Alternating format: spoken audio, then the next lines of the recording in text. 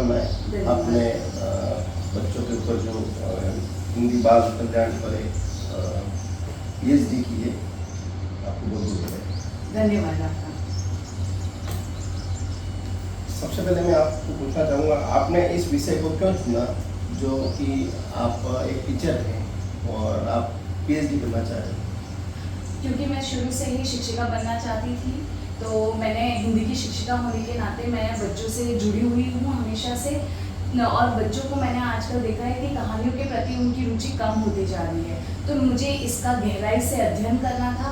इसी की वजह से बाल साहित्य मैंने अपना एक PhD का विषय चुना, जिससे मैं पुराने लेखकों द्वारा लिखी गई कहानियों का अध्ययन कर सकूं और आज की कहानियों में कौन सी कमी रह गई है जिससे बच्चों की रुचि हट रही है, उसको गहराई से जान सकूं।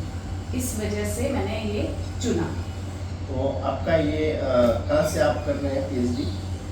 मैंने पैसिफिक यूनिवर्सिटी उदयपुर से की है।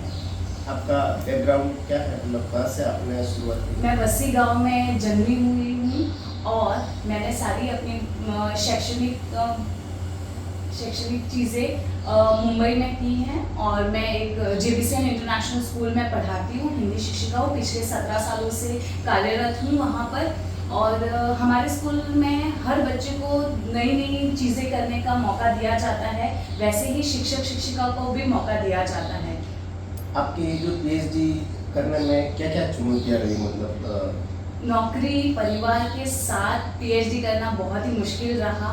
कभी कभार ऐसा लग रहा था कि बीच में छोड़ दे, लेकिन वो कहते हैं ना कि मुश्किलों से डरकर कोई मुकाम हासिल नहीं होता है, तो मैंने भी ये सोचा कि इन मुश्किलों का भी सामना मुझे करना चाहिए, और जितनी भी जब शोध करने का काम शुरू किया तो मुझे बुक्स ढूंढने के लिए इंटरनेट का सहारा लेना पड़ता था। पुस्तकालय नहीं होते थे मेरे आसपास, मैं जहाँ रहती हूँ बोरीवली में, वहाँ पर आसपास पुस्तकालय ना होने की वजह से मुझे बहुत सारी चुनौतियों का सामना करना पड़ा, पर आखिरकार अंत में मैंने यह शोध कार्य पूरा किया और PhD के ऊपर अभी। आपके परिवार, फैमिली या आपके ससुराल में कोई ऐसा PhD होल्डर है, किनसे इंस्पायर होकर आपने PhD फील्ड चुना?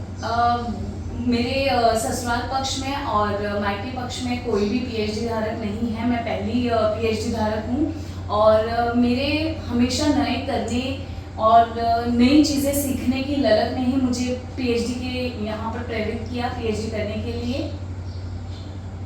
आपने PhD की, जो एक आम लोग, महिला, आपकी समाज में क्या कहना चाहते हो, जिससे PhD के बाद एक अच्छा आप बता सको समाज में, जिससे आम पब्लिक है या आपके सामाजिक लोग हैं या आपकी महिलाएं, विशेषकर मातृशक्ति को?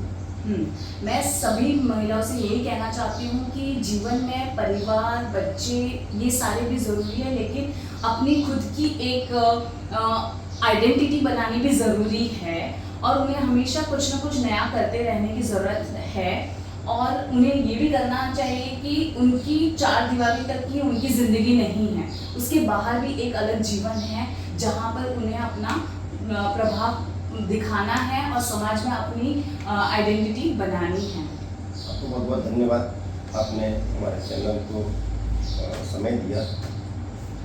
हिंदी खबर से भूपेंद्र गामा और Q न्यूज़ उदयपुर से आज हम माधुरी जी से मिले।